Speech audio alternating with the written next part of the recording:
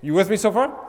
Okay, so we have sequence, we have timing right now. Now, because this is the ground reaction summit, I want to get to some advanced timing that we don't usually talk about in the surface. I'm going to go a little deep on timing here. The next timing thing that I like to look at, so first thing I look at your sequence, then I look at your timing. The next thing I look at is the lead foot timing. Now, what do I mean by the lead foot timing? This is probably the 75% rule. Probably 75% of our players do what I'm about to tell you, right? And these tend to be the biggest hitters, for sure. The lead foot pushing anterior-posterior tends to happen first. It tends to peak first. Then the lead foot breaking lateral happens second, and it's at the same time as vertical. And all of these happen within 0.05 seconds. So they literally almost happen at the same time. Watch this.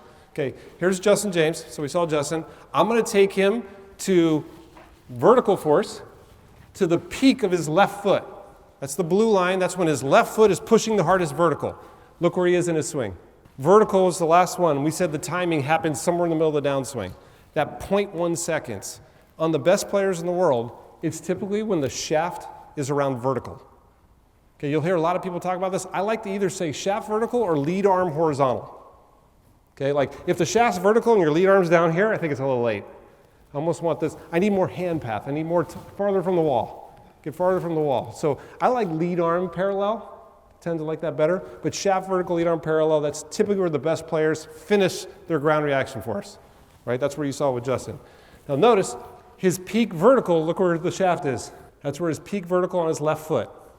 So blue's the left foot. Just so we're on the same page, what I was showing you before was combined vertical. Now we're looking at just the lead foot, the blue.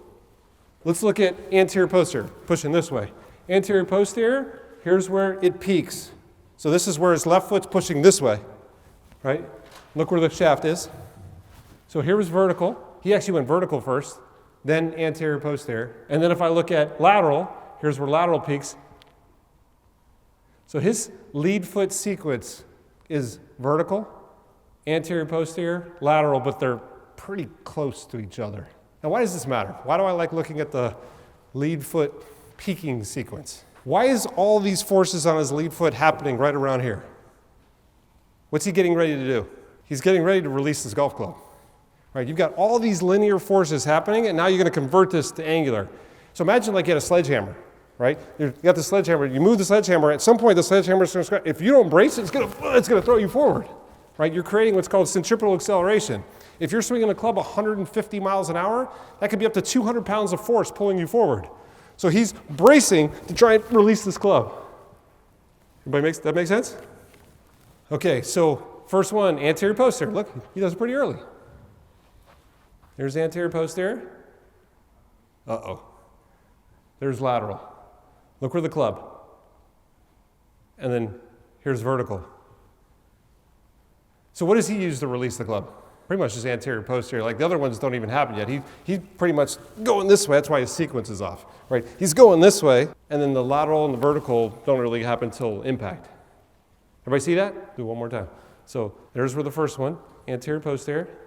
So I'm looking, this is where left foot's pushing this way. So his left foot pushes this way, which creates the twist and helps release his club. And then the club's already released. And now he does lateral break, and then vertical. But I'm like, the release already happened. That didn't really help. Okay, let's look at this guy. All right, so his first one is anterior-posterior. That's what we see most guys. Anterior-posterior first. Look where the club is. Hands are a little low here. This is a little late in my mind. Look at vertical, exactly the same time. So he's going anterior and vertical, which is great. I want these as close together as possible. And then, oh man, there's laterals at impact. So he uses 2 of the 3 lead foot braking mechanisms. But if anything, lateral's late. Everybody see that? All right, this person's anterior-posterior first, so it's pushing this way first. That's where he does it. There's vertical, there's lateral. They're just spread out. It's too spread out. I like these happening at the same time. You'll see when Jason and I talk about how to create some of these, the key is trying to do them all at the same time, right? Really helps create that anchor. Think you're anchoring so you can create force. You can take this linear and convert it to angular. Really, really important. I don't like to say brakes too because you're also accelerating. It's braking and accelerating. It's braking lateral and accelerating rotation in the inside bend. Very common, you'll see that some players only use one mechanism to try and release the club versus all three with the best players in the world. They tend to use all three to help convert to angular. Okay, and then I'm going to show you one more timing thing, just so you know. We also look at anterior-posterior timing. If you have a bottle cap, let's say I have a water bottle, and I'm going to open up the cap of the water bottle. Would I take both sides and push one side one way, one side the other at the same time? Or would I try and spin the right side and then try and spin the left side? Hey, you twist at the same time. That creates the most torque, right? If I look at players, like let's look at this young lady again. This is anterior-posterior. This is her lead foot. This is her trail foot. Look, they happen at the same time. Right foot's pushing this way, left foot's pushing this way. If my right foot pushes this way, the ground pushes my right hip forward. My left foot pushes this way, the ground pushes my left, and it creates twist. Right? Notice she's doing it at the same time. She's opening the cap at the same time. That's what we see with a lot of great players. I see this. I see it's at the same time, or if it's not at the same time, the lead one better be second and it better be more. Now, why do I say that? If you push with your right foot this way, the ground reaction force pushes you this way. Do you want your players to do this? What's this called? That's called early extension. If the trail one wins here, you're going to early extend. If the lead foot kicks in and it's more, it'll push you backwards, right? So I want you to do both at the same time, but I want to make sure that the lead is more than the trail. Check. Right? Here's Justin James. So I look at Justin James, I'm like, okay, here's the lead, and I'm like, oh, trail already happened. It's not at the same time. Trail went first, then the lead went, but look how much more the lead is than the trail. If you're not at the same time, make sure the lead is second and it's bigger, okay, from a timing standpoint. This is not at the same time and the lead's first. Blues before red. Everybody see that? It makes me want to throw up just watching me do this. I'm like, it's so late. Do you see it? Watch the ground reaction forces, Justin versus me. Who does it first? Look how late mine is. Can you see it? I see people do what I'm doing in the gym all the time. I see this. This is like, there's no braking until after the ball's gone. Versus Justin is the braking, the legs are throwing the ball. My legs are following the ball. Can you see it? In general, forces and torques are way too late on amateurs. All right, step 3. So step 1 was look at sequence. Step 2 is timing. Let me just review real quick. Sequence. I want to see you go lateral, rock, twist, jump. If I'm just going to make it easy, lateral, twist, jump. That's our normal sequence, right? We look to see if they have a sequence. Next thing I look at is when do you do this? I take the last one, let's say vertical on most people, and it should be somewhere around lead arm parallel, shaft vertical, about 0.1 seconds before impact. Right? That's what we see with the best players in the world. Right? If you want to look a little deeper, you can look at the timing of when the lead foot peaks, and you can look at anterior, posterior, but those are the basic things we look at first. Sequence and timing. The last thing we look at, the third thing we look at, is magnitude or impulse. How hard you're pushing, like how hard you push the chair versus how far the chair is from the wall. How much time you're applying. That's your impulse. So let me give you some numbers here for you guys that are using force plates. This is from the best players in the world, right here. I just literally updated this with our analytics team, just so you can see I took 125 PGA, Korn Ferry, DP, Live players, and it's interesting because our old data set, lateral was more than here, but this is the latest numbers here for you. So let me just go through that real quick. What that means is that the best players in the world, when they push lateral, when it's pushing the hardest combined peak from right and left, it's about 20% of their body weight. When they rock, twist, and bend, this is taking the torque and dividing it by their body mass. It's a factor of body weight. So think of it like 24%, 18%, 12%. What are they more, a rocker, twister, or bender? Most tour players are rockers. You think this is a rotary sport. Not really, this is a rocking sport that gets converted into twisting. Okay? And then look at jump, 202%. Just think 2x, 200% of your body weight. That's what the best players in the world do. Now, if you guys are using plates and you want numbers, here's numbers. This is newtons or pounds, depending on where you are in the world. Those are our tour averages right now. And I'm telling you, that's the best data set in the world right there. Just to give you an idea of how much force they're creating. Couple interesting facts that I always like to point out on these. Rock is greater than twist by about 140%. One of the best players in the world. The lead foot, how hard the lead foot braces versus the trail foot pushes, right? Leads 142% of the trail. Yeah. Is that all driver numbers? These are driver. This is driver. Twist. This is front. Remember I said the front better be more than the trail, right? It's 163% more on average. If it's 160, it's hard to really extend when you do this. Most amateurs is the other way around. The trail is 163% more. And then the vertical, the lead one's 212% of the trail. Just to give you an idea how important this is. Now, we mentioned impulse, remember? So impulse, kind of interesting thing is you can look here like, okay, so this is Justin's vertical force right here. You can look at his peak vertical force, but look how long he was applying this vertical force. That's the time that he was doing it, the shaded area, right?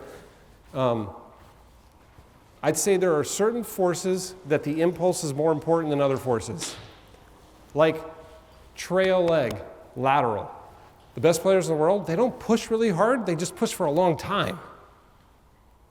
Like Justin, if I look at right here, lateral, PGA Tour average is 20% of their body weight pushing lateral. Justin James is around 15. This is one of the longest hitters on the planet, it's 15%. But his impulse is like 4 times the average on PGA Tour. So he doesn't push as hard, he just pushes 4 times longer. Right? So really important, I'm giving you magnitudes, but I want you to know, and I think Dr. Tyler is going to talk about impulses here, which I'm excited to hear, because I feel like in 2 or 3 years, that's probably the majority of what we're going to be talking about is impulse, because that really, really makes a huge difference. Now, I just wanted to give you guys numbers. I know a lot of you use force plates, but you don't have data sets, so this is why I brought this here. And this is really, if you want to nerd out, I'll send you the slides, but basically, a couple things I can highlight here. So this is your heel to toe. So this is anterior-posterior, pushing this way, right? I kind of mentioned these already, right? You can see that the lead foot pushes around 30% of your body weight this way, while the trail's 18% this way. The lead's always winning. That's why they're not early extending. And then you can see the impulses I put on here as well. The lead also has a higher impulse. So it's pushing harder and longer. And by the way, if I go back here, you'll see it's also later. Longer, and it's last. The lead one's last. What I'd like to do, if you guys are up for it, I'd like to get a volunteer. I'd like to have you hit a ball, and let's do a scan on you real quick. Can we do that? A real quick other observation, real fast, and this, remember, this is surface level on force plates. I call this the force alignment. When you set up to a target, I think a lot of us spend a lot of time on alignment, looking at your feet, your heels, your shoulders, right? How many of you guys look at your alignment of your players? Okay, I want you to do this while you're here. Set up, get yourself perfectly square, and then look at this line here. I think Smart to Move calls it the center pressure line. I call it your force alignment line. This is the alignment of your forces between your right foot to your left foot. I can get my feet completely square, and I can change the way my pressure is, and my force alignment can be in to out, or my force alignment can be out to in. I think your force alignment is more important than your alignment. So I look at this a lot. Here's a bunch of different examples. What I see with most players is you see what Justin is, where it's a little bit more towards in to out for our drivers. This is usually not, this is definitely not what we want to see. Definitely not what we want to see. Everybody see that? Look on the downswing. Look at Justin. Even throughout if you watch throughout the entire swing, that force alignment's going to stay pretty level or a little bit in to out. You're never going to see this stuff.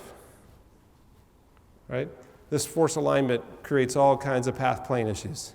So look at that if you're not looking at that force alignment line. I think that's pretty important. And then real quick, and then we'll do an example. I think really, really interesting stuff here. This is PGA Tour versus the LPGA. Look at the guys rock and roll. 171% greater. What do guys do better than the women? They rock. A lot. I mean, look at vertical. I mean, they're pretty freaking close. But they're not even close in the realm of rocking. You want to get women some more power? Rock. That's pretty clear. Look at this one down here.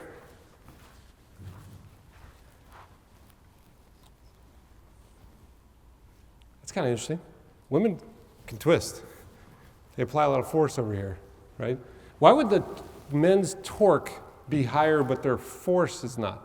That's a nerd question. Anybody know that? How do you calculate torque? Torque is the force that you're applying times the distance from the center of mass, right? So if I take 10 pounds and I apply it right at the center of mass, 10 pounds, 10 times 0 is 0, there's no torque. If I move 1 foot away, 10 times 1, this would be 10 foot-pounds of torque. If I move 2 feet away, it'd be 20 foot-pounds of torque, 10 times 2, right? So that's the way to increase your torque. Men just tend to have a bigger moment arm, bigger distance from the rotation than the women do, why the torque's a little higher. So now, let's review the scanning process. Can we have a volunteer? Everybody usually wants to do it. I saw your hand first, come on. Come on over here with Tyler. I want to just review what I just talked about with a real person, okay? So I'm just going to have you hit a ball on the force plates, right? And we're going to do this little scanning process. I want you to see, I know we just threw a bunch of stuff at you, and I call this the surface. This isn't deep, right? This is the basic stuff. And if you're like, whoa, this doesn't seem very basic to me, I want to show you how easy this is, okay? All we're going to do is we're going to look at sequence first, we're going to look at timing second, and we're going to look at magnitude third. And from that, I think you're going to be able to potentially step inside his body and feel what it feels like, okay? Yeah, we got a player. That's good. I like that. Also, the reason I like force plates too is it's so fast, so much faster than 3D. Very easy, quick.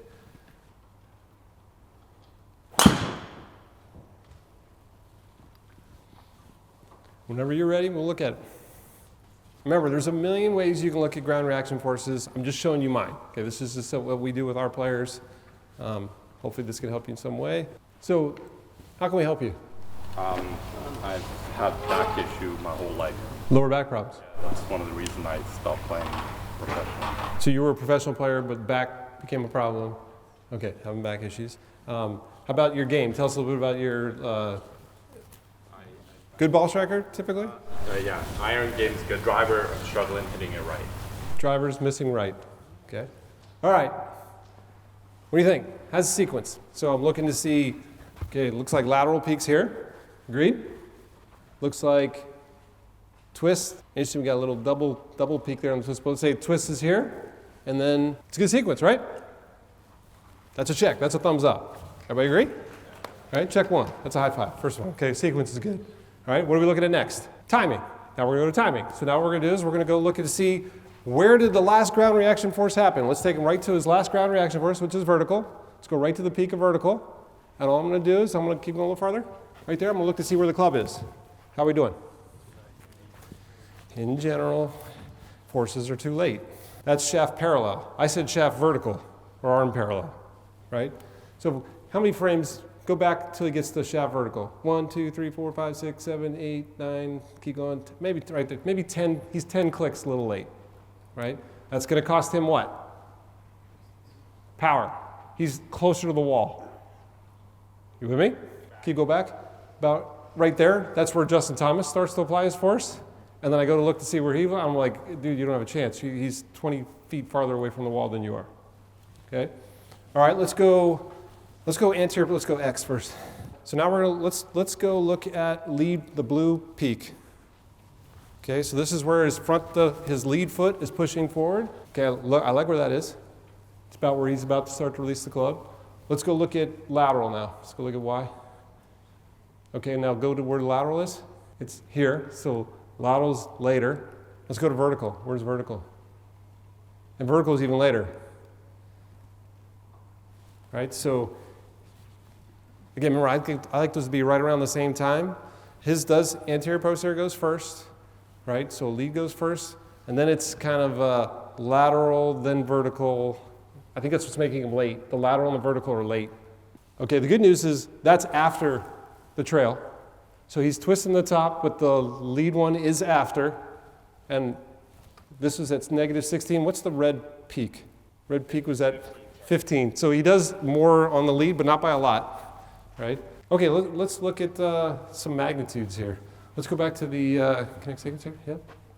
So what's his peak lateral? 20%. What's normal? 20%. What's his vertical? Let's go to his peak vertical. 169. What's normal? 202, 200. That's our surface dive and looking at a force plate. Can you all do that? So I can see what his sequence looks like. I can see the timing when he's doing this, and I can see some magnitudes. If I want, I can actually calculate impulses on here as well. So how do I use that to help him? So what will we do? What can we do to help him? This has all got to turn into, okay, now what do I do, right? Hopefully I can get you guys to start looking at that. Because I look at this and I go, okay, you can tell he's a good player. He's got the right sequence, right? It's a little late. It's not crazy, but it's definitely late. It's going to cost him power, right? He said that, his, oh yeah, why don't we show that too? We can actually look at the frontal too to see where the rock is on here as well. Do you guys know how they do that on the rock? We can actually see the rock. We can see the rock increase. We'll do that on another lecture, I'm sure. Okay, so what advice would I be giving to him? Why is he late? What's that? You said he started late. Let's go back to the kinetic sequence. Lateral, peak lateral. Notice it's before the top of the backswing. Right before the top of the backswing is about 0.24 seconds before impact, which in normal is 0.23. This is actually starting early. He's actually starting his lateral early. But this ends up late. So he starts early, but he ends up late. Because the vertical on the left and the left braking lateral is late. The start on the right foot is early, but the braking's late, right? Why? Why is it late? I'm gonna keep pinning you on this because I started my lecture with this. I'm gonna end my lecture with this, right? And I promise we're gonna get into how we would attack all these over here. I don't know why. Now he said he's got back problems over there, right? What if it's his lead hip doesn't internally rotate?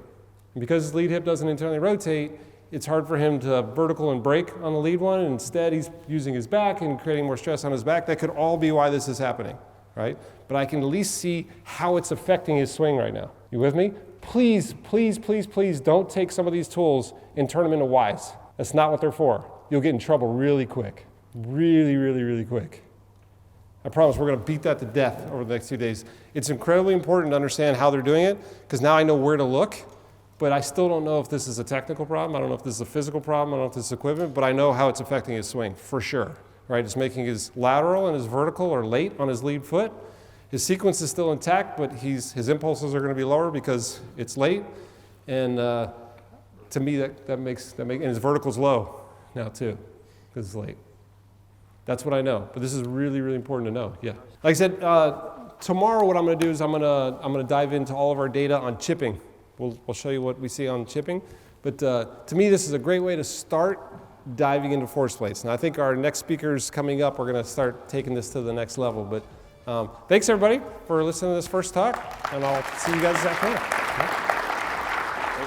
Yeah.